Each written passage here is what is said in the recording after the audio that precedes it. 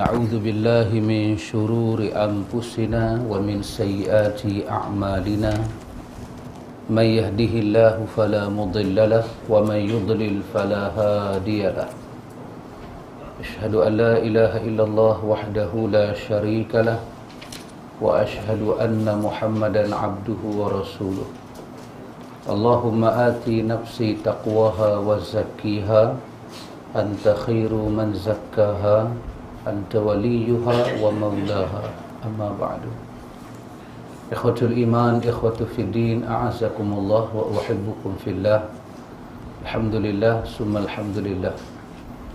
Alhamdulillah ikhwatul iman, kita sambung majlis ta'lim, kita baca Riyadhus Salihin jilid yang kedua. Cuma malam ni kalau ikut kita sambung bab zakat itu, Ustaz tinggalkan bab zakat, Ustaz nak masuk bab tentang doa ketika melihat hilal Ramadan. Doa ketika kita melihat hilal Ramadan. Bila? Kalau yang ni sama dengan muka surat jilid 2 muka surat 129. Kalau dari segi tajuk, daripada tajuk zakat itu dia tajuk zakat kita tajuk zakat yang pertama, tajuk yang kedua kewajipan puasa Ramadan, tajuk yang ketiga tentang perbanyakkan amal dalam bulan Ramadan, tajuk yang keempat larangan mendahului Ramadan dengan puasa sesudah pertengahan Syaban, tajuk kelima doa ketika melihat hilal Ramadan. Apa doa kita nak baca tengok hilal Ramadan?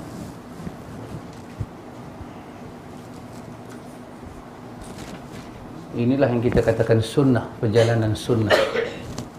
Nabi tak pernah tinggalkan kita, mereka semua baginda akan ajak kepada kita, termasuk nak tengok hilal Ramadan. Hilal bermakna anak bulan. Anak bulan. Kalau qamar bermakna bulan sebiji tu. Bulan sebiji. Hilal, macam orang panggil hilal ahmar. Hilal ahmar. Bulan sabit tu hilal. Ahmar merah kan. Jadi orang panggil bulan sabit merah. Hilal ahmar. Daripada Talhah bin Ubaidillah radhiyallahu anhu anna Nabi sallallahu alaihi wasallam, jumpa tajuk dia nah, kana idza ra'al hilal qala Allahumma ahillahu alaina bil amni wal iman was salamati wal islam rabbi wa rabbuka Allah hilalu rushdin wa khairin rawahu at-Tirmizi wa qala hadisun hasan. Dari Talhah bin Ubaidillah radhiyallahu an, bahawa Nabi sallallahu alaihi wasallam melihat bulan terbit. Beliau membaca Allahumma ahillahu alaina bil amni wal iman was salamati wal islam rabbi wa rabbuka Allah. Nabi kata, ya Allah, Allahumma ya Allah, ahillahu alaina, ya Allah, kau terjemahan Melayu dia kata terbitkanlah bulan itu kepada kami, ya, ataupun ahillahu, ya Allah, hang nampakkanlah bulan ni kepada kami, hang nampakkanlah ahillahu, hang nyatakanlah bulan ni kepada kami, alaina, kepada kami, bil amni wal iman. Bila kami tengok bulan tu, di samping kami tengok bulan baru terbit ni, hang bagi perasaan yang wujud kepada kami ni perasaan amni, aman. Bacaan dia amni, jangan baca amnu. Saja cari pasal. Kan bagi fathah boleh jadi dhammah kan. Ni baik.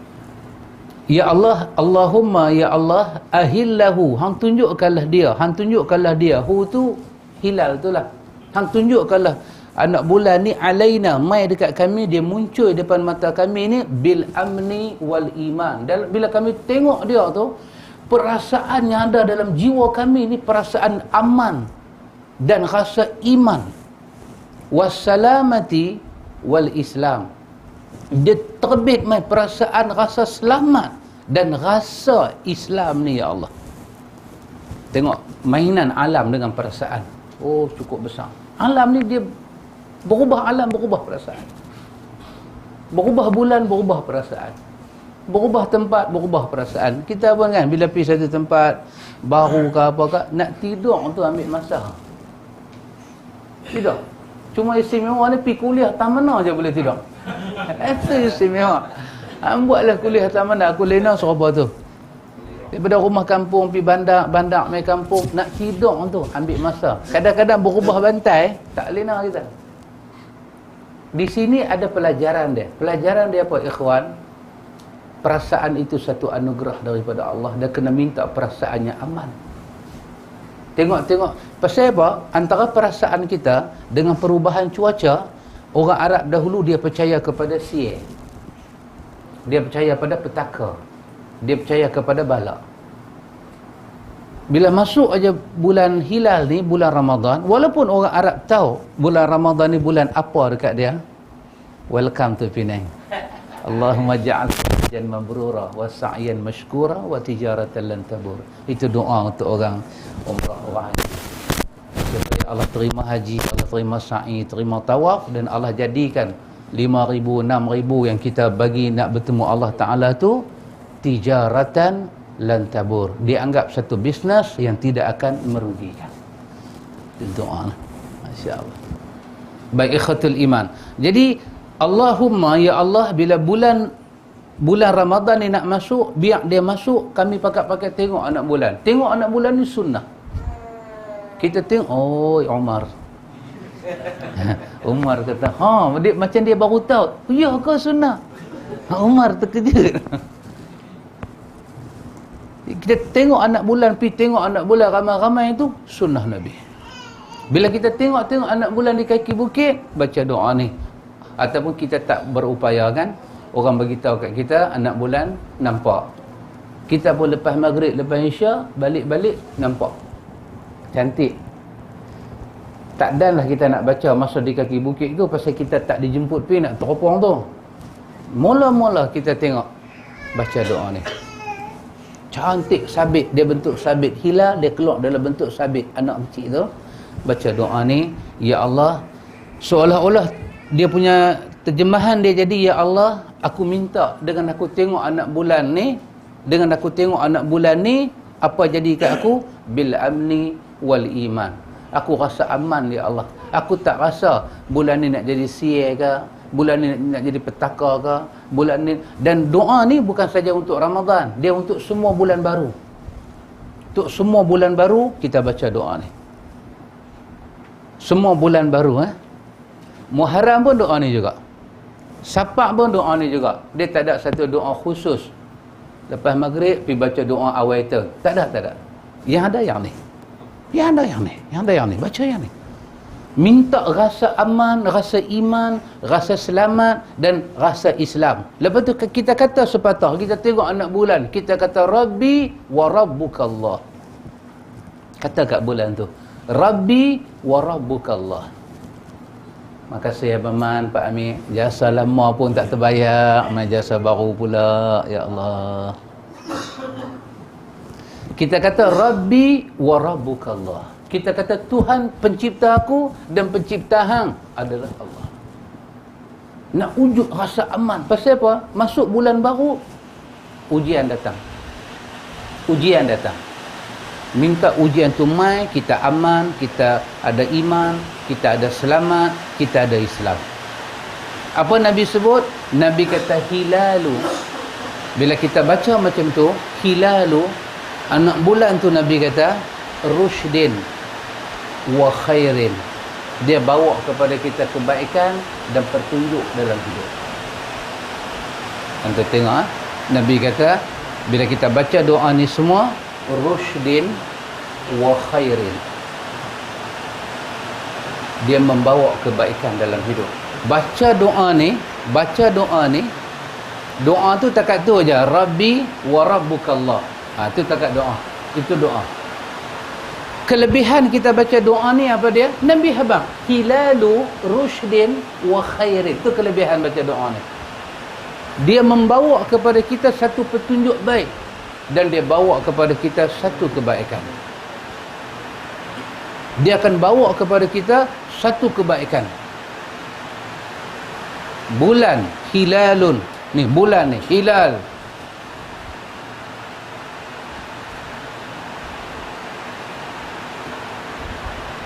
Rabbi wa rabbukallah. Tak, saya silap. Doa dia perhabis semua. Rabbi wa rabbukallah. Tuhan kamu, Tuhan aku dan Tuhan kamu Allah. Kita kata dekat bulan tu, hilalu. Bulan ni, anak bulan ni rushdin wa khairin. Bawa petunjuk dan kebaikan. Kata lagu tu. Itu doa dia. Siapa baca doa ni, apa kelebihan dia? Kelebihan dia, dia akan dapat aman, dia akan dapat Islam, dia dapat selamat dan iman dia tak kacau. Dia tak kena bulan Safar macam dulu kan. Bulan Safar, bulan Sieh, bulan Safar, mandi Safar. Tak ada kena apa. Kita tengok bulan Rabbi wa rabbukallah hilalu rushdin wa khairin. Kalau hak belakang tu kita hafal, bagi anak-anak kita hafal, tunjuk ke anak kita. Hilalu, anak bulan ni rushdin. Salah satu kebaikan anak bulan ni dalam hidup kita, dia jadi petunjuk. Petunjuk apa? Ni tanda bulan baru, bulan dah habis dah. Lebih-lebih orang duduk di laut, mereka perlukan benda ni sebagai petunjuk. Wa khairin. Dan bulan ni sangat berguna, cukup baik kepada kita semua. Dia buang ni, yang kata CA ni semua dia buang habis. Jadi tak ada bulan bawa CA, tak ada hari bawa CA. Isnin sampai ni, hari Ahad sampai hari Sabtu, 7 hari. Allah cerita apa dalam Quran?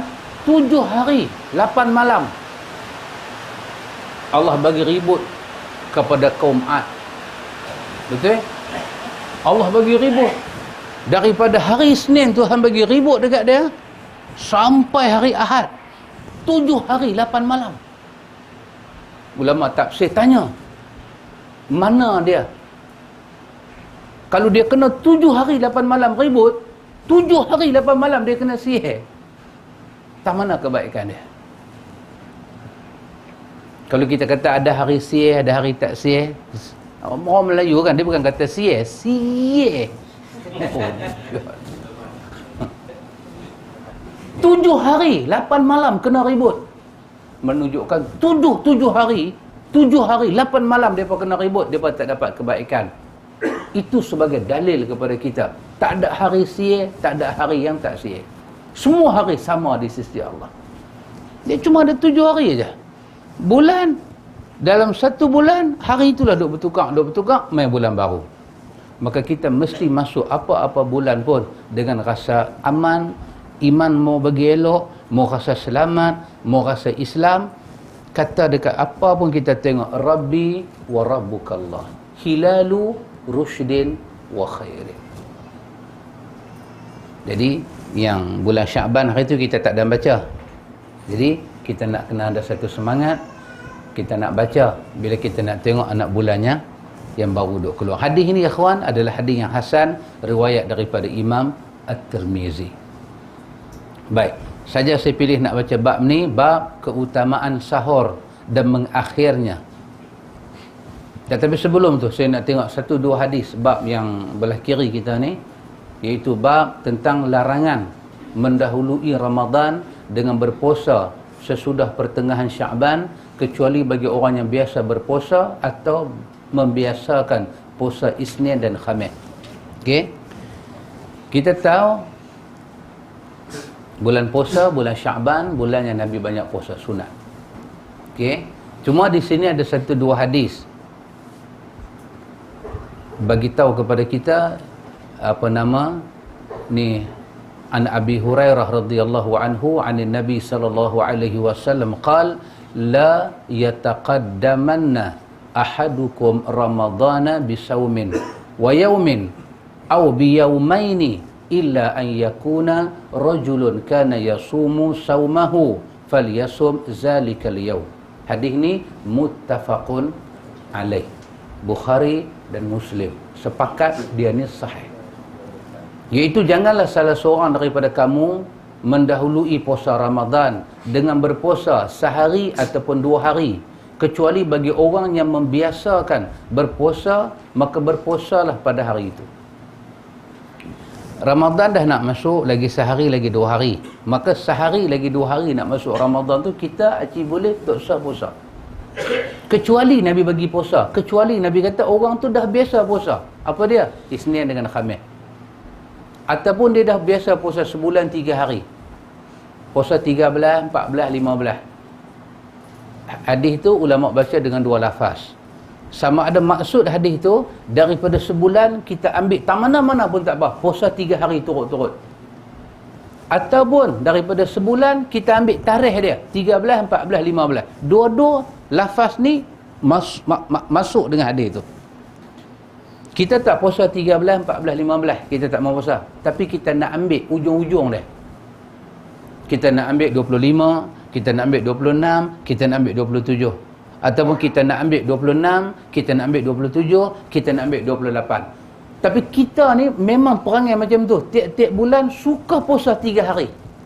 Maka walaupun tarikh tu 28, pasal kita start daripada 26, 27, 28. Maka kita boleh continue puasa tu, pasal Nabi kata kecuali illa an yakuna rajulun kana yasumuhu yaumuh falyasum zalik. Orang ni memang duk puasa lagu tu dah, dia boleh continue. Ada pun yang duk tak duduk ni, duk tak duduk ni, puasa dah dekat dah ni, mai kita puasa, mai kita bersedia nak sambut Ramadan dengan puasa sehari 2 hari, duk diam sat. Tak usah duk puasa apa, duk diam sat. Orang Arab dulu dia suka keliru. 29 ni dah masuk dak lagi, dia suka keliru. Bila dia keliru, dia jadi syak. Maka Nabi tak mau puasa dalam keadaan syak. Hadis ni ikhwan, hadis nombor 1 ni antum tengok dengan hadis nombor 3. Hadis nombor 3, wa an Abi Hurairah radhiyallahu anhu qala Rasulullah sallallahu alaihi wasallam. Dah ambil hadis nombor 4 dulu. Wa an Abil Yaqzani Ammar bin Yasir radhiyallahu anhuma qala man sama al-yawma alladhi yushakku fi faqad asa Aba Qasim sallallahu alaihi wasallam. Rawahu Abu Dawud wa Tirmizi wa qala hadisun hasanun sahih. Nama Tirmizi boleh dibaca dengan 2 lafaz. Tirmizi pun boleh baca satu bacaan, Tirmizi pun boleh baca satu bacaan. Macam kita baca hadis wa khairal hadi, 2 bacaan. Wa khairal hadi pun boleh baca, wa khairal huda pun boleh baca. Dua-dua bacaannya ma'ruf, yang diterima di sisi ilmu nahwu, boleh baca. Fa inna asdaqal hadisi kitabullah wa khairal hadi hadi Muhammad sallallahu alaihi wasallam. Boleh baca wa khairal huda huda Muhammad sallallahu alaihi wasallam. Dua-dua bacaan diterima. At-Tirmizi pun boleh baca, At-Tirmizi pun boleh baca. Daripada Abu Yaqzani, Ammar bin Yasir dipanggil dengan nama Abu Yaqzan. Anak dia nama Yaqzan. Nama ni tak pernah kita teringat nama Abu Yaqzan. Nama kunyah kepada Ammar bin Yasir.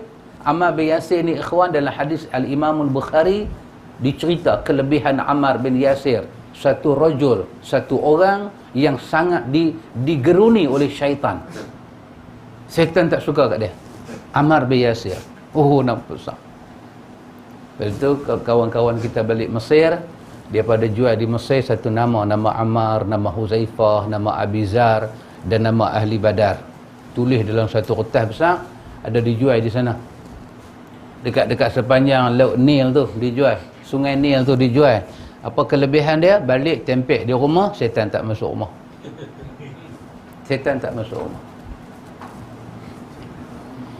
Ada semalam dalam WhatsApp saya kawan pada Rawang hantar taubatnya Ibnu Taimiyah rahimahullahu ta'ala. Ibn Taymiyah ni telah bertobat. Dia duk kata Tuhan di atas arah ni semua, lepas tu dia bagi tahu dia silap, dia bertobat, gedebang-gedebung semua, dia minta ampun banyak-banyak. Dan siapa duk percaya kata Allah ada di arasy, dia minta supaya orang tu kembali, jangan pakai dah cakap dia tu. Lepas tu di kaki tu benda tu sebar. Kawan-kawan kan sebar. Lepas tu benda ni telah direkodkan daripada Ibn Taymiyah, iaitu pada akhir hidup dia, sebelum dia mati pada tahun 707 Hijrah, dia telah tulis surat besar ni. Dan dibubuh dekat 10 nama di bawah siapa mengesahkan surat ni. Dia kawan tu dia tunjuk kat saya. Atau macam mana nak jawab Ustaz? Ibn Taymiyah bertaubat. Ada kitab dia tu kan, kitab Aqidah Wasatiyah. Tuhan ada tangan, Tuhan ada mata, semua dia kata dia silap. Itu semua akidah Yahudi. Kalau kita kata Tuhan ada mata, itu akidah Yahudi. Mata kena tukar. Tuhan ada mata, maksud dia Tuhan melihat. Ibn Taymiyah dah bertobat. Saya tengok Ibn Taymiyah ni, dia bukan mati pada tahun 707 Hijrah. Dia mati tahun 600 lebih. Kok mana apa jadi 700? Ni cerita mangker, bukan mangkah, mangker. Itu manusia ni. Dia pasal apa manusia ni dia tak boleh jujur dengan agama dia? Pasal apa? Dia tak boleh jujur. Kalau dia tak boleh jujur dengan harta, kita boleh faham. Dia tak boleh jujur dengan perempuan, kita boleh faham. Dia tak boleh jujur dengan blank, tak boleh faham. Tapi kenapa dia tak boleh jujur dengan agama dia? Dia tahu satu benda, kalau dia buat statement yang silap tentang agama, dia beramal dengan benda silap. Tak ada hati kan, takut dekat Allah ni, nak bangkit depan Allah. Dan yang buat benda ni bukan kecil-kecil, tu dia serban besar bakui. Tu dia besar ikhwan, besar. Bukan nak kata, tapi dah kata lah. Antu tengok, masalah dia bukan apa, bukan pada rupa paras, bukan pada otak tak center, semua cantik Tuhan bagi. Hanya masalah dia ada pada metod taklim, cara belajar. Kita bagi tahu tak boleh fitnah orang, kita bagi tahu tak boleh perburuk orang. Kita sanggup perburuk Ibn Taymiyah sebab nak membetulkan ajaran yang kita duk ajar ke orang selama ni. Betapa silapnya, betapa kotornya taktik itu, dan kita sebar pada semua orang. Oh, dahsyat ikhwan, dahsyat. Orang tak boleh terima. Pasal apa tak boleh terima? Kita nak buka puasa, orang bang Allahu akbar, Allahu akbar. Hadis yang paling sahih cerita doa makan ni hanya bismillah. Lain semua ada masalah. Sama ada Allahumma lakasumtu pun ada masalah dalam riwayat, ataupun zahaba zama'u, semuanya ada masalah. Tapi cuma satu masalah dengan satu masalah, kecil ataupun besar, itu je. Tapi yang hadis yang tak ada masalah ni, makan ni bismillah, hadis Bukhari. Pasal apa manusia tak boleh redha? Pasal apa dia tak boleh redha? Buka puasa pun makan, kenuri pun makan, semua kondisi makan. Cuma hisap rokok aja hisap. Dia tak boleh jadi minum, dia tak boleh jadi makan, dia kekal dengan hisap. Atau kita makan ubat tu bukan mengenyangkan, nak menghilangkan mudarat di badan. Tetap kita bagi makan. Fabda'u bi bismillah. Mulakan dia dengan bismillah. Dan dalam hadis Bukhari itu Nabi sebut bismillah tanpa ar-Rahman, tanpa ar-Rahim. Menyebabkan ulama hadis sembang, cukup dah kalau kita kata bismillah. Kalau kita nak sambung bismillahirrahmanirrahim, itu kita punya pasal. Tapi dengan kita kata bismillah, kita telah menuruti sunnah Nabi SAW. Kita baca Allahumma lakasumtu wa bika amantu. Kita nak baca, kita baca. Zahaba zama'u wa batallatil uruq. Lagi apa dia? Wa thabatal ajru insya Allah. Hadis itu pun ada masalah sanad. Ada masalah sanad. Allahumma lakasumtu pun ada masalah sanad. Hadis yang tak ada masalah sanad dan matan apa dia? Bismillah. Jiwa ni, jiwa ni hak tengok anak bulan tadi ni. Apa dia? Al-amnu. Al-amni. Al-amni. Rasa aman tu dia tak mai. Rasa tu dia tak mai. Dia tak mai. Boleh baca al-amnu. Al-amnu boleh baca dengan syarat kita tak baca B. Kalau kita baca B, kena nun tu kena baca baris bawah. Hak tu nama amil apa? Dalam ilmu nahwu jar. Pasal ada B tu, nun tu kena baca dengan baris bil amni. Kalau kita buang B tu, kita kata al-amnu. Boleh. Kalau kita baca al-amnun, boleh tak? Al-amnun. Nun tu kita baca tanwin. Al-amnun. Boleh tak? Boleh. Pasal apa? Ada alif lam ma'rifah. Kita baca kita ni nak dapat rasa aman. Nak dapat rasa aman. Nabi kata qul bismillah. Qul biyaminik. Makan bismillah. Makan dengan tangan kanan. Makan yang dekat. Kalau kita makan ramai-ramai, makan dekat. Kalau kita makan seorang, macam mana kita nak gegau, cara kita seorang, mata siapa tak tengok. Inilah hadis yang paling sahih berkenaan dengan adab makan. Bismillah. Tapi sebelum kita nak buka puasa, sebelum kita nak mai dekat meja makan nak buka puasa, daripada bang subuh tu sampai sebelum kita nak buka puasa, di situ ada lagi satu keistimewaan orang yang puasa. Apa dia? Doa dia nak didengari.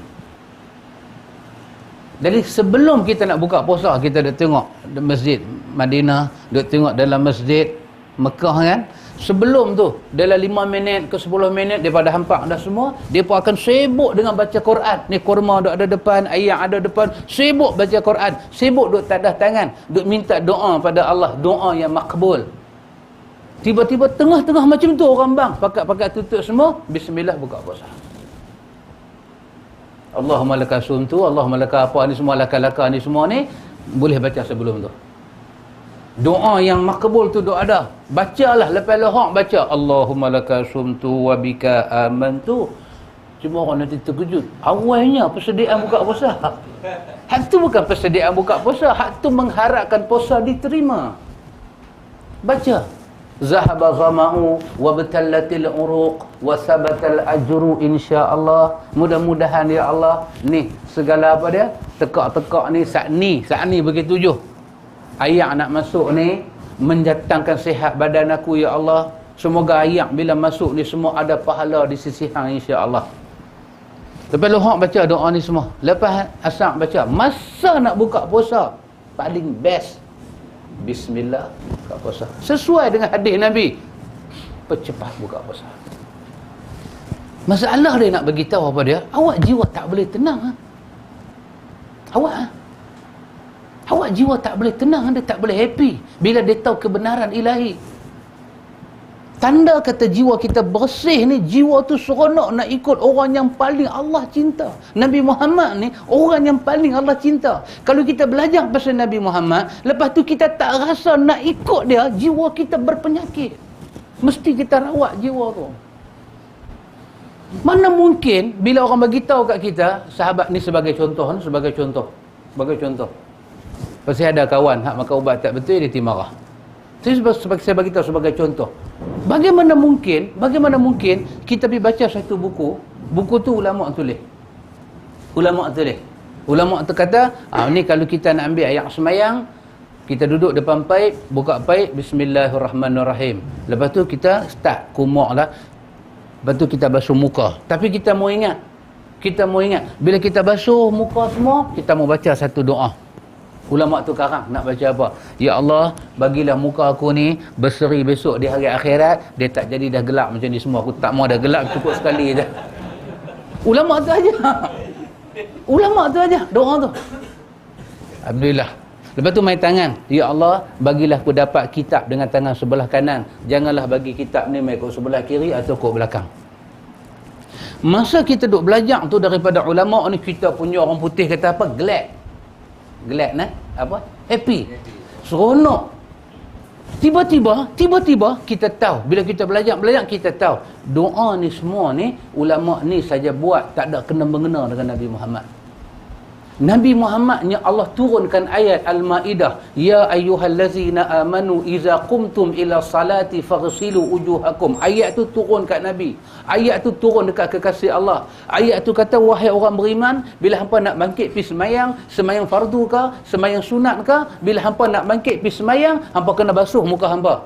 Nabi paling faham ayat tu. Masa bila Nabi basuh muka Nabi nak ambil uduk, riwayat tidak menceritakan Nabi ada baca lain daripada bismillah. Tak ada dah riwayat. Riwayat yang kata Nabi mula wuduk dengan bismillah tu pun diperselisih pula para ulama status dia. Tapi tak apalah. Yang paling ada riwayat satu aja. Nabi start ni semua ni dengan bismillah. Lepas tu tak ada riwayat dah kata Nabi baca minta muka putih, tak mau gelap dah, minta tangan mai kanan, tak mau kiri dah. Tak ada riwayat. Antum, saya tanya satu soalan. Bagaimana kita tak rasa gembira dengan cara Nabi, kita pergi rasa gembira dengan cara orang kedua? Apa masalah hati kita ni? Lepas tu kita ambil cara umat, kita duk pergi komplain cara Nabi. Kita duk pergi komplain cara Nabi. Kita kata, awak kalau kita basuh muka lagu ni, kita baca doa ikut ulama ni, salah ke? Kita bukan kata salah. Kita tanya yang terbaik yang mana? Yang terbaik yang mana? Ni dalam tangan kita ni duk ada 150,000. Duk simpan duit brim tu, duk simpan 150,000. Bila ada duit banyak lagu tu, duk fikir kereta nak tukar. Kita piatok Toyota, Honda, Proton, Pro 2, semua kita atok. Satu, tengok jumlah tu bagi sama dengan jumlah kita harga kereta. Yang kedua, cari kereta terbaik. Duk tengok tayar, duk tengok enjin. Kan? Kalau Cina kan dia tanya, berapa laju boleh pergi? Pak Mek? Cina kalau bawa beli kereta, dia tanya berapa laju boleh pergi? Kalau India, dia tanya berapa banyak boleh sumbat? Dia kira satu kereta ni adik-beradik, pupu-puyang dia nak bawa. Kalau Melayu tanya minyak makan ke tak makan. Melayu dia duk fikir minyak duk naik, tak larat. Tak payahlah penat-penat. Macam ni senang. Apa yang orang ramai duk pakai kereta tu, hang pakai sudahlah. Hang ada 150,000.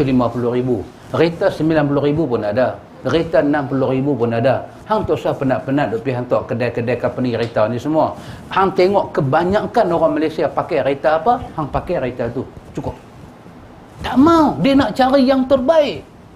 Tapi bila mai dekat agama dia, dia tahu yang terbaik cara Nabi. Dia boleh tinggal, dia boleh pergi ambil cara orang lain. Apa ni? Lepas tu dia buat cara Nabi, dia ambil wuduk hanya baca bismillah, sapu 3 kali, basuh tangan elok-elok, tengok ayat bagi rata, dia rasa macam baru dah apa. Dia kata macam tak ada isi. Macam tak ada isi, kosong.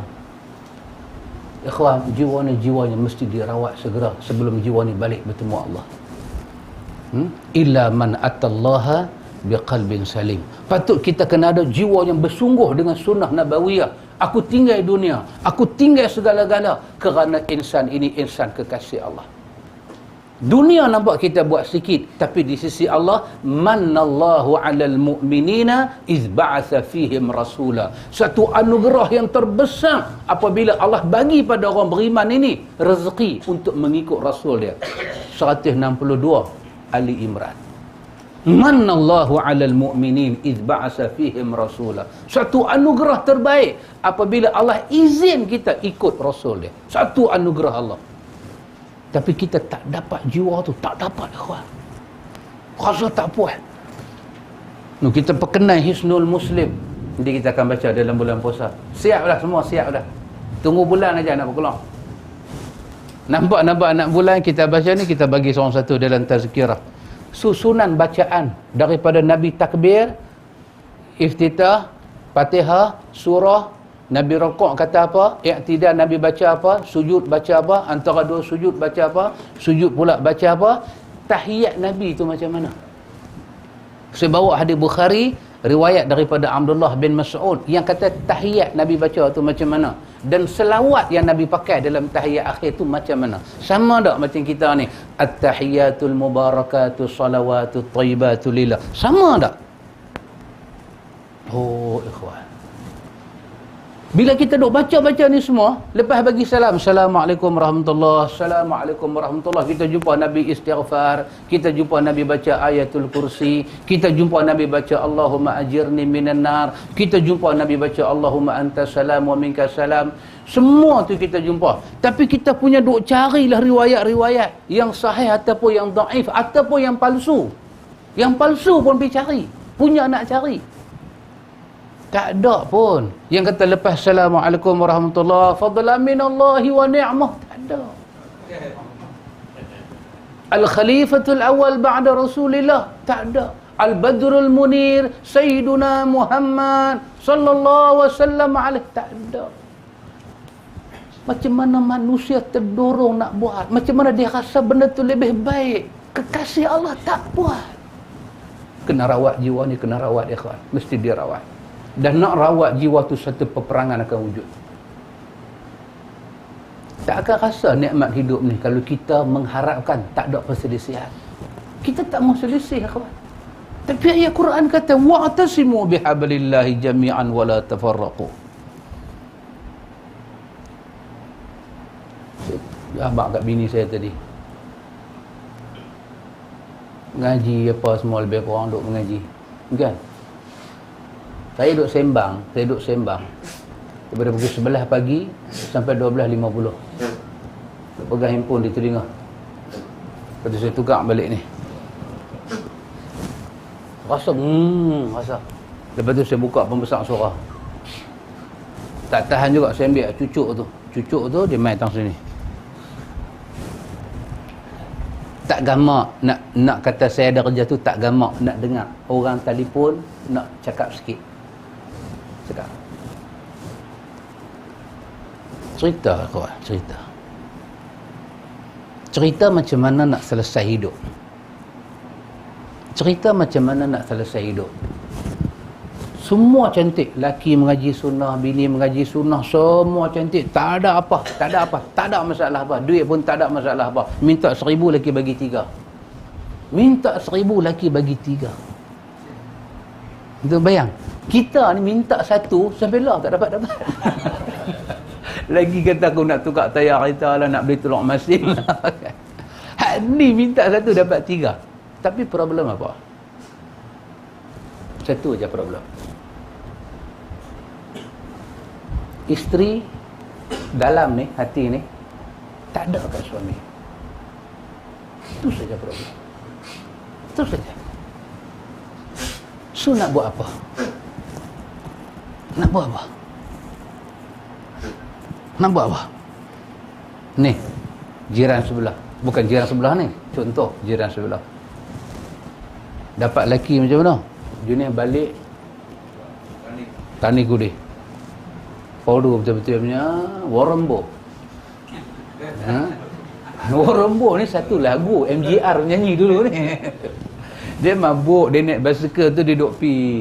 Macam tu kan? Satu lagu Warembo. MGR Mak Mik. Bukan Bukhari, MGR.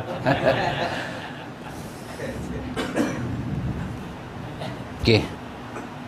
Bini buat macam mana? Bini tak tahan. Laki pukul, laki tendang tak tahan. Laki mabuk, tidur.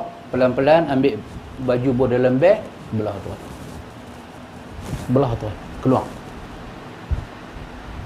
Tanya.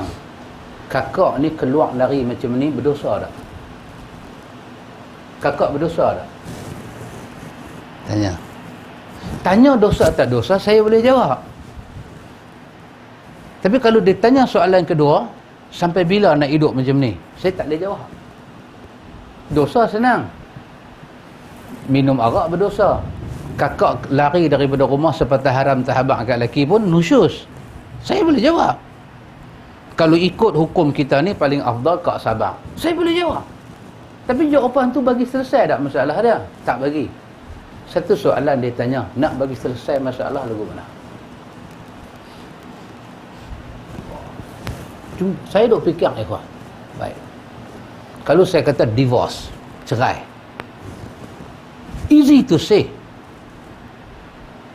Ditanya mak mentua, tanya pak mentua, okey, baguslah. Kalau hang bercerai pun bagus juga. Tapi last conclusion orang nanti kata, hang fikir habis dah. Anak apa orang? Hampa boleh bercerai, tapi anak macam mana? Nekat buat satu keputusan, tak boleh hidup dah macam tu, nak bercerai. Bercerai ni apa dia, ikhwan? Saya punya faham. Ni umur lagu ni, hak beranak tu 50 ni.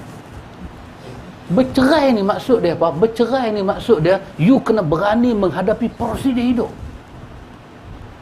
Kalau lelaki you pukul you, kalau bini you baling terpawai dekat you, ni, bini pergi belajar taekwondo ni, nak karate, orang lain tak boleh duk karate, tengkok lelaki.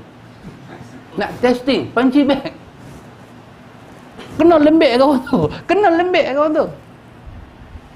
Saya kalau cerita ya kawan, saya tengok dia duk cerita kat saya duk tengok, hang ni biar betul dia cerita dengan air mata menurun ni.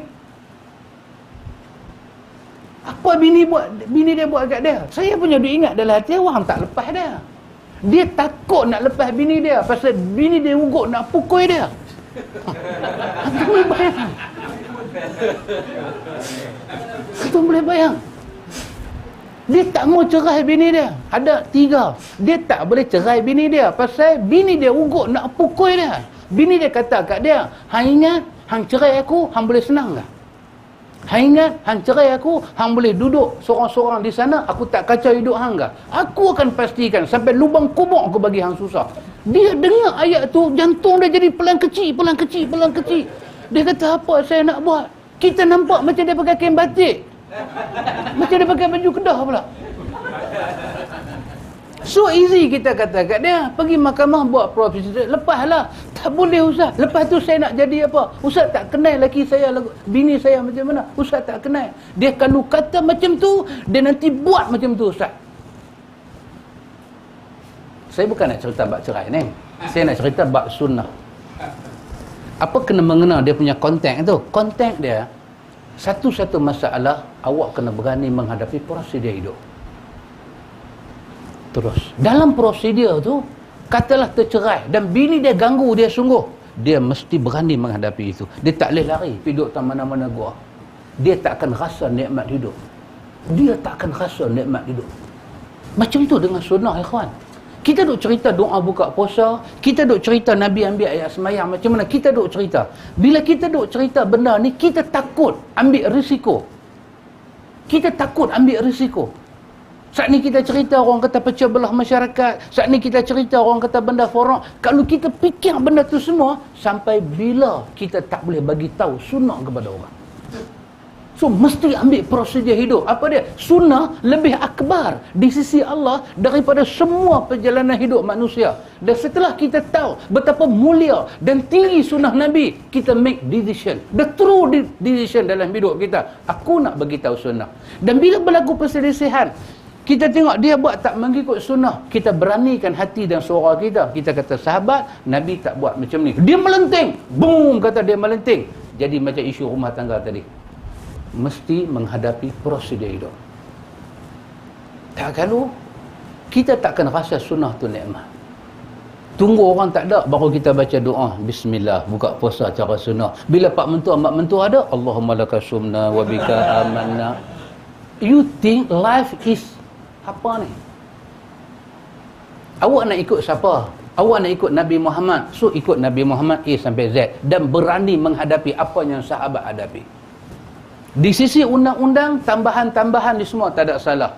Di sisi mata pendakwah-pendakwah, tambahan-tambahan dalam sunnah tak ada masalah. Di sisi ilmu akidah yang kita belajar, tambahan itu kesemuanya hina dan tidak ada maruah.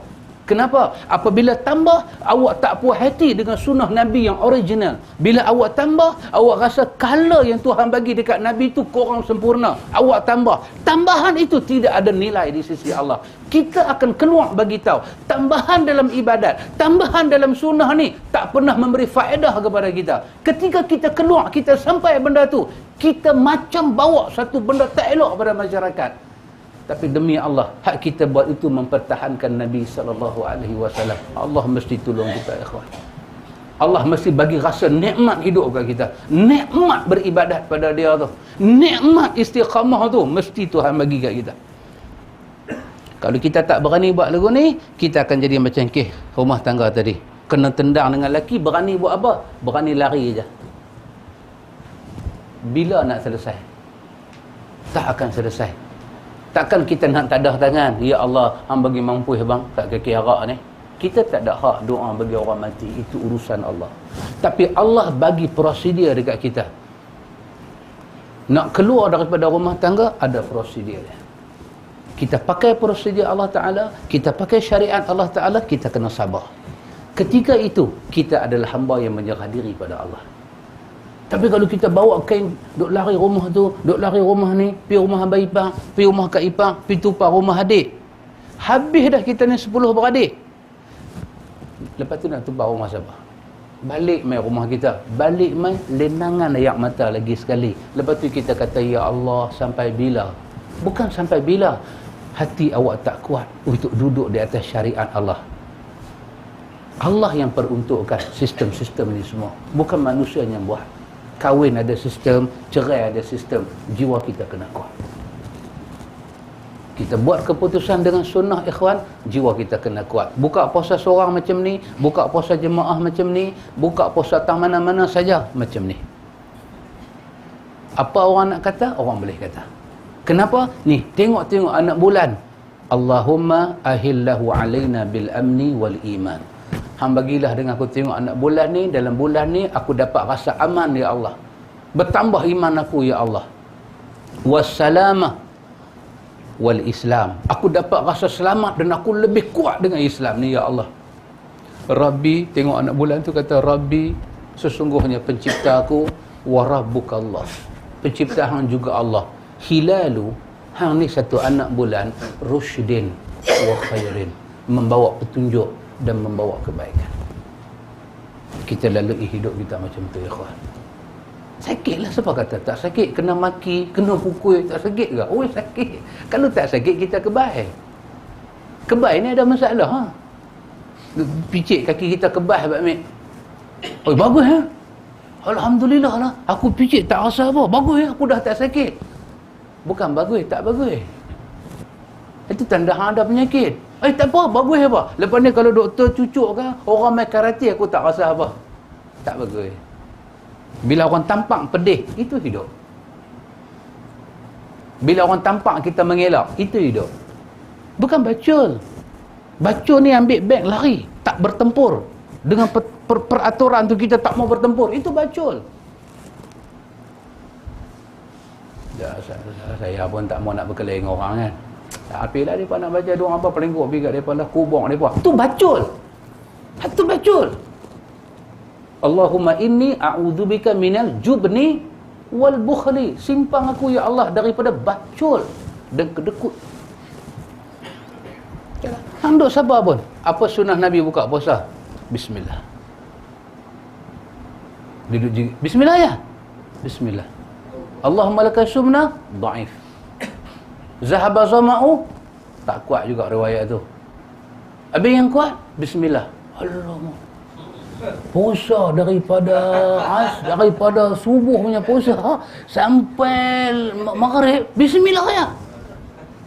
Aduh, dia kata, lebih baik aku tak puasa. Tak payah puasa. Bukan susah. Bagi jiwa kita tenang, ikhwan. Allahu Akbar. Anda tengok yang kata Abu Ammar bin Yasir. Dia kata apa? Dia kata Nabi bersabda, barang siapa puasa pada hari yang masih diragukan. Hadis Ammar bin Yasir ni nak menguatkan lagi maksud hadis Abu Hurairah tadi. 2 hari, sehari 2 hari jangan puasa. Kata Ammar bin Yasir, Nabi kata barang siapa puasa pada hari yang masih diragukan. Diragukan. 28, 29 itu semua hari-hari orang bersedia nak tengok anak bulan. 29 pergi tengok. Nampak ke? Tak nampak ke? Ataupun satu khariah balik sana, mereka tu memang ragu. Dah masuk ke? Tak masuk ke? Macam ni senang. Baik 29 tu kita puasa. Tentu dah kita puasa. Kalau masuk, kita dah puasa. Kalau tak masuk, kita kira puasa sunat. Macam tu mereka punya ingat. Nabi tak mau macam tu. Anak bulan, kena kita pergi tengok. Sumu li ru'yatihi. Tengok dengan mata. Tak mau main ragu-ragu. Siapa puasa pada 2 hari sebelum kita nak puasa Ramadan, pergi puasa Syaban lagi 2 hari, pada hari yang masih diragukan, maka dia telah derhaka Abu Qasim. Dia telah derhaka kepada Abu Qasim. Hadis ni hadis hasan lagi sahih. Baru antum tengok hadis yang ketiga tu, dia kata an Abi Hurairah radhiyallahu anhu qala Rasulullah sallallahu alaihi wasallam idza baqiya nisfu min Sya'ban fala tasumuhu. Rawahu At-Tirmizi wa qala hadisun hasanun sahihun. Daripada Abu Hurairah radhiyallahu anhu, dia kata Rasulullah sallallahu alaihi wasallam bersabda, apabila sudah sampai pada pertengahan bulan Syaban, maka janganlah kamu sekalian berpuasa. Apa antum faham daripada hadis itu? Bila sampai pertengahan bulan Syaban, duduk tang mana tengah dia? 15 center kan? Dia duduk turun 16, 17 sampai nak habis, Nabi kata jangan puasa. Hadis ni tak masuk dalam hujah. Hadis ni kita tak boleh pakai. Hadis ni walaupun Imam Tirmizi kata hadis tu hasan sahih. Ini periksa tak? Ni periksa. Ini saya bagi periksa. Cuba tengok. Masalah hadis ni ada tahu nak? Perhati tengok. Dengan hadis yang kita baca tadi, apa masalah dia? Ni periksa ni. Jangan tengok muka saya. Tengok kitab. Tengok. Tengok orang lain tanda tiru. Tengok kitab. Apa masalah hadis ni? Hadis ni saya kata hadis ni tak masuk dalam hadis-hadis yang sahih. Walaupun Tirmizi kata hadis ni hasan sahih, tapi mungkin hasan sahih matan, sanad. Matan dia ada masalah. Tak mana masalah matan dia? Cuba tengok 2 hadis kita baca tadi dan padukan dengan hadis ni. Tak mana? Hari Syak. Hari Syak tu tak mana mengikut hadis tu? Ujung bulan. Okey, cantik tadi. Tanda mengaji Baitul Ilmi. Kan? Tengok nah. Ini nama dia masalah syadz matan. Syadz matan ni sanad dia mungkin sahih, tapi matan dia problem. Pasal antara matan yang sahih, hadis tadi tu, riwayat Bukhari dan Muslim muttafaqun alaih. Sanad dia sahih, matan dia sahih. Yang Nabi betul-betul tak bagi kita puasa ialah lagi 2 hari kita nak sambut Ramadan. Yang tu hari Syak, jangan puasa. Lepas tu pula hadis yang keempat kita baca, hadis Ammar bin Yasir kata apa? Hadis Ammar bin Yasir kata siapa puasa juga hari Syak tu, 28, 29 tu dia puasa juga, maka dia derhaka Abu Qasim. Ni semua martabat dia sahih sanad dan matan. Mai hadis Abi Hurairah ni kata baqi nisfu dah tak boleh puasa. Maka lafaz hadis ni bercanggah dengan hadis yang lebih sahih. Maka hadis ni sanad dia sahih, tapi matan dia syaz. Maka dia tak boleh masuk dalam hujah. Maka siapa pun kalau dia nak puasa 16, dia nak puasa 17, dia boleh puasa. Tapi cuma ada lagi satu hadis Aisyah. Aisyah kata apa dia? Kadang-kadang Nabi tak puasa ni, sampai Nabi berbuka ni, kami rasa macam dia tak puasa langsung. Maka Imam Ahmad bin Hanbal di antara orang yang menyatakan hadis ni, hadis Abu Hurairah 15 Syaban dah tak boleh puasa. Imam Ahmad kata hadis ni hadis yang bermasalah, hadis ni hadis yang lemah, bukan hadis hasan sahih. Mungkin Imam Ahmad maksudkan di sisi matan dia. Matan dia bercanggah dengan hadisnya sahih. Maka kita tak boleh halang orang nak puasa 18, 19, 20. Cuma lagi 2-3 hari nak masuk bulan Ramadan, maka kita boleh kata kat dia lebih baik dia jangan puasa. Pasal apa? Puasa ketika itu sangat tak sesuai. Kita get ready untuk sambut Ramadan al-Mubarak. Ada juga ulama hadis ambil hadis Abi Hurairah ni untuk menghukum siapa puasa Syaban 16 sampai habis, hukum dia makruh. Imam Ahmad kata hukuman itu tidak tepat. Pasal apa? Hadis itu sendiri sudah ada masalah. Saja bagi periksa sikit. Hajar bagi periksa sikit. Yang kata sanad tu apa, yang kata matan tu apa. Pasal itu ikhwan, hadis-hadis ni kena baca. Antum tengok apa? Cuba antum buka satu bab yang kita pernah baca dulu, bab jenazah. Bukan bab jenazah, bab itulah, bab pasal mati tu. Bukan surat berapa? Ada sikit antum. Jilid 2, tapi muka surat berapa? Berkenaan dengan kita ziarah orang sakit, kita pergi baca talqin dekat orang sakit.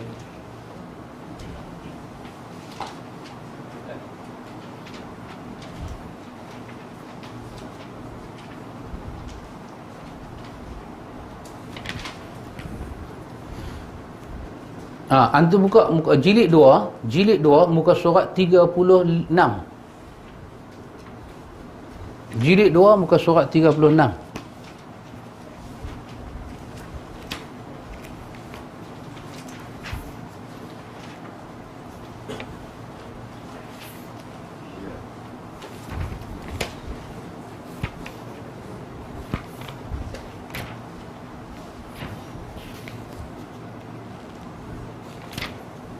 Okey. Jilid 2 muka surat 36. Tu hadis di atas sekali tu ikhwan. Hadis apa? Hadis daripada Amru bin Al-As. Betul? Hadis daripada Amru bin Al-As. Dia kata, ini ikhwan, ini bukan Amru bin Al-As nak cerita apa Nabi kata.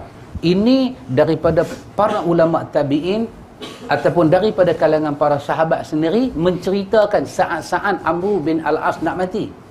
Hadis ni hadis dalam bentuk kisah, bukan bentuk hukum. Tapi antum tengok bagaimana dia berlaku kekeliruan sampai hadis ni dijadikan hukum.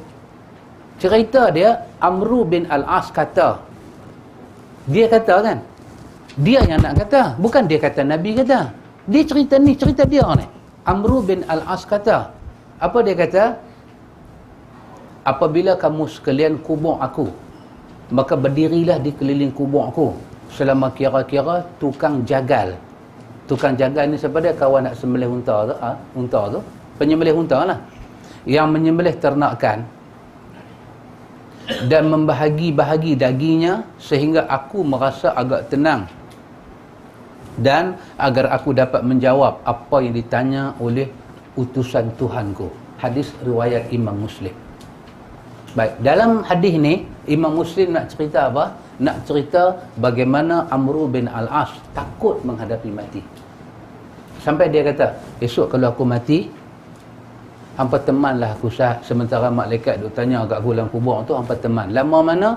Lama sembelih satu kambing ke satu unta, mati, lepas tu lapar-lapar, pi bahagi-bahagi daging tu kat orang. Lama mana? Setengah jam ke, 40 minit ke? Hampa tolonglah jangan tinggal aku. Hampa tanam-tanam aku, hampa kambuh-kambuh, jangan balik lagi. Duk sah lebih kurang setengah jam ke 40 minit. Supaya apa? Aku takut ni. Supaya bila aku duk jawab dengan malaikat dalam kubur tu, ada doa daripada hampa mai kat aku. Ini kata-kata dia. Baik, daripada kata-kata ni lah ikhwan, daripada kata-kata macam ni yang jadi kekeliruan orang. Antum tengok dia kata di bawah tu apa dia? Dia kata hadis ini telah disebut dengan lengkap di halaman terdahulu. Imam Syafi'i rahimahullahu ta'ala kata, dan disunahkan pula untuk membaca ayat-ayat Quran di kubur, dan alangkah baiknya bila mereka mengkhatamkan Al-Quran. Tengok macam mana keliru tu pijak. Sedangkan semua orang tahu mazhab Asy-Syafi'i, mazhab yang menyatakan pahala Quran tak sampai pada si mati. Macam mana Syafi'i boleh kata benda ni? Memerlukan keberanian pengkaji ilmu. Zahir kata-kata ni mustahil daripada Imam Syafi'i. Mustahil. Should be wrong somewhere. Walaupun kitab kita baca ni Riyadhus Shalihin. Ikhwan, kalau kita baca-baca, kita garu kepala pula. Aduh, macam mana duk ni? Ni Imam Syafi'i ni. Macam mana dia berkata tak boleh baca Quran di kubur? Ni tengok yang Arab tu. Qala Syafi'iyu. Syafi'i ni. Mana mamak ni dajjal je kata tak boleh baca. Lepas tu dia kata, tengok tu.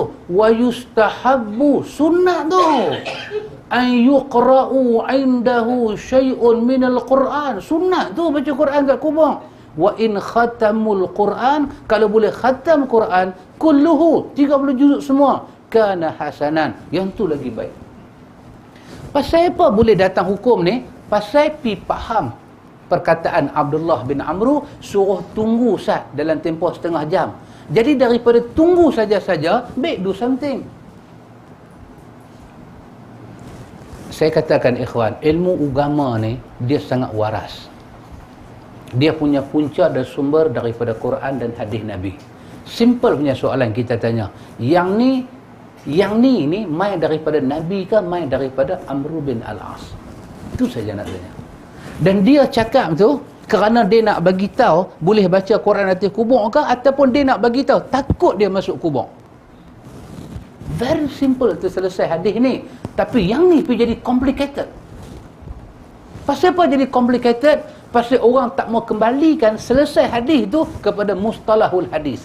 Dia tak mau kembalikan masalah tu kepada disiplin hadis tu macam mana. Maka dia main soalan bukan-bukan. Imam Syafi'i tak tahu ke? Nawawi tak tahu ke?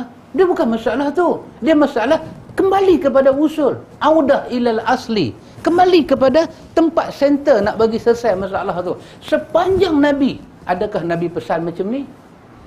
Nabi tak pernah pesan. Kan kita baca dalam rumah Pak Long, macam mana Umar Al-Khattab hari wafat dia. Hadis Bukhari kan? Ni, perut terborai. Apa benda nombor satu teringat dalam kepala Umar sebelum dia habis umur? Dia panggil anak dia, Abdullah bin Umar kan?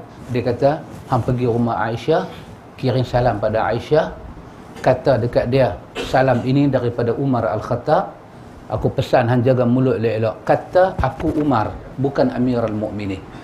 Jangan sebut aku Amirul Mukminin depan dia. Kata aku ini Umar. Pasal apa? Dengan keadaan aku nak mati ni, aku dah tak sesuai dipanggil Amirul Mukminin. Pi abang kat dia, kalau aku nak mati, aku nak minta jenazah aku tanam sebelah Nabi dan Abu Bakar. Dua orang yang paling aku cintai. Boleh ke tak boleh? La ni juga pergi buat kerja ni, la ni juga balik bagi tahu kat aku. Anak dia lari-lari pergi bagi salam, tengok-tengok Aisyah duk menangis. Hadis ni hadis Bukhari. Aisyah duk menangis. Pasal apa? Umar kena tikam. Bagi salam, habaq sebiji macam bapak dia suruh habaq. Tanya sepatah, ya ummahatul mukminin Aisyah, bapa aku minta kalau dia habis umur tanam kat sini. Aisyah kata, sebenarnya aku duk simpan tempat tu kat aku. Tapi kerana yang minta ni orang yang cukup Nabi sayang, aku tak boleh tolak permintaan tu. Balik-balik main rumah duk tidur, duk mengerang, sakit. Pisau depa kejam tu, pisau berbisa. Kejam masuk dalam perut. Tarik semua ni, beronggai keluar semua. Bila Umar nampak daripada jauh bayang anak dia panggil orang, suruh angkat dia. Dia nak dengar jawapan Aisyah dengan hormat. Dia tak mau tidur, dia nak bangkit. Boy, turun ni, darah turun. Dia papa naik tu darah bersembur. Apa jawapan Aisyah? Jawapan Aisyah, kata anak dia, aku dah buat semua. Aisyah kata boleh. Umar kata, besok hampa bagi aku mandi, hampa kapan semua, hampa usung mayat aku, lagi sekali bawa mayat aku depan Aisyah, minta izin lagi sekali, boleh tak tanam kat sini. Kalau mana nak tahu masa nak tanam tu Aisyah ubah pemikiran, tanamlah aku di kubur Baqi' bersama dengan orang Islam. Aku tak akan masuk dalam tu selagi mana Aisyah tidak redha aku masuk dalam tu. Macam tu punya sayang Umar Al-Khattab dengan, pernah dah Umar Al-Khattab dalam gering macam tu, serius macam keadaan, dia pesan macam mana Amr bin As pesan, suruh teman kubur dia tak pesan. Semua sahabat tak pernah cakap macam ni. Hanya Amr bin Al-As seorang aja cakap begitu. Pasal apa? Pasal ketakutan dia nak bertemu dengan Allah. Dalam riwayat Muslim cerita apa yang Amr bin As takut. Dia takut, dia cerita, dia kata kerana dia pernah melalui hidup dia ni, dia pernah membenci Nabi sebelum dia jadi orang Islam. Sebelum dia kenal Nabi, Nabi Muhammad ni orang yang paling dia benci sampai peringkat nama tak mau dengar, apa tak mau dengar. Dia kata pada hari aku nak mati ni, ini hadis Muslim, anak dia cerita, Abdullah bin Amr bin Al-As, anak dia kata, bapa aku punya menangis sampai aku tak tahu nak kata apa. Bapa aku kata, kalaulah Tuhan tanya balik, apa aku nak jawab depan Tuhan? Aku pernah benci kekasih Allah. Kerana takut tu mempengaruhi dia untuk cakap benda ni. Kita pula pergi ambil cakap dia, pergi cipta ibadat. Dan kita pergi pakai nama Imam Syafi'i. Maka semua pengkritik hadis menyatakan kekeliruan besar dalam Riyadhus Shalihin apabila dia ada perkataan ini. Qala Syafi'i rahimahullahu ta'ala wa yustannu. Ini satu kekeliruan yang besar. Sebab semua tahu mazhab Syafi'i baca Quran tak sampai pada orang mati. Nawawi ulang banyak tempat. Majmu' dia ulang, syarah Sahih Muslim dia ulang, semua tempat dia ulang. Dalam Al-Azkar pun dia ulang. Walaupun dia ada pandangan dia, tapi dia ulang. Mazhab Syafi'i, pahala Quran tak sampai. Kalau pahala Quran tak sampai, lagu mana nak pergi baca Quran dekat orang mati ni? Pasal tu saya kata, kita kena berdiri di atas dasar dia, ilmu dia. Kalau kita tak berani, bab-bab lagu ni semua kita nanti skip. Bila kita skip, ikhwan, sampai mati, orang tak tahu kebenaran ilmu. Ni dalam kita duk baca Riyadhus Salihin ni, kita kalau buka lagi satu tempat, kita akan jumpa kekeliruan Nawawi dalam menyusun hadis. Dia tersilap susun hadis. Dia tersilap bawa lafaz hadis Imam Muslim ada di sini. Saya ingat yang tu setelah kita bincang panjang di Masjid Teluk Ayat Tawang dulu, masa saya ada kuliah dulu. Dulu, aku yang dulu, bukan aku yang sekarang. Dulu. Masa tu kita ada sembang satu hadis, innallaha la yanzuru ila suwarikum. Nawawi tersilap bawa hadis tu. Dia tersilap bawa. Telah kita beri penjelasan. Maksud dia apa dia, ikhwan? Ilmu ni dia kena duduk di atas paksi dia. Kalau siapa pun, kalau dia rasa dia betul, kembali pada paksi. Tengok nilai hadis tu balik, tengok cara ilmu nak beramal macam mana, dan kita kena ada rasa seronok bila kita dapat sesuatu daripada Nabi. Tak mungkin kita ada iman kalau kita seronok dengan benda lain. Berita pasal Nabi tak menyeronokkan kita. Wali ambil uduk kita seronok. Bila tahu cara Nabi, kita rasa macam seram, sejuk, demam, tak demam. Ikhwan, Rasulullah orang yang paling mulia. Kita ikut sunnah orang yang paling mulia, mana boleh kosong? Mana boleh kosong? Mana boleh kita hina? Kita ikut sunnah orang yang paling mulia. Baik, ikhwatul iman. Tu cerita dia apa? Cerita dia nak habis tu. Nah, ni kalau baca lagi Pak Mik, dia pergi 10 suku. Main lambat lagi. Bukan lambat apa tadi. Tadi bini saya balik 7.30. Dia sampai rumah 7.30. Orang bang. Dia mandi-mandi semua. Orang bang dah main 7.40. Dia sembahyang maghrib semua. Tu kira dia main tu tak makan apa. Balik-balik kerja tak makan apa. Start kereta, picit kereta, lari dengan kereta lah. Sampai kat pukul 9. Kan? Bukan nak main lambat. Kita jenis bini banyak lagu tu Pak Mik. Kan? Dia balik tu dia tak makan apa Pak Mik. Mandi-mandi pakai baju, iron tudung dia lebih kurang. Sampai saya pun dah ready semua, pegang kitab, nak tinggal tak gamak. Mana boleh Pak Amir, ada pun seorang tu duk pergi tinggal pula Pak Amir. Jiwa kita jiwa sunnah Pak Amir. Kan? Tunggu dia Pak Amir. Naik kereta, tengok-tengok 8.10 dah di rumah. 8.10. Start kereta, mai. Duk fikir nak kalau baca bab jenazah, baca bab zakat panjang. Cari satu tajuk yang boleh mengisi supaya dapatlah satu dua benda juga. InsyaAllah kita berhenti dekat tu. Semoga Allah berkati kita dunia sampai akhirat. Wallahu a'lam. Subhanakallahumma wa bihamdika asyhadu an la ilaha illa anta astaghfiruka wa atubu ilaik.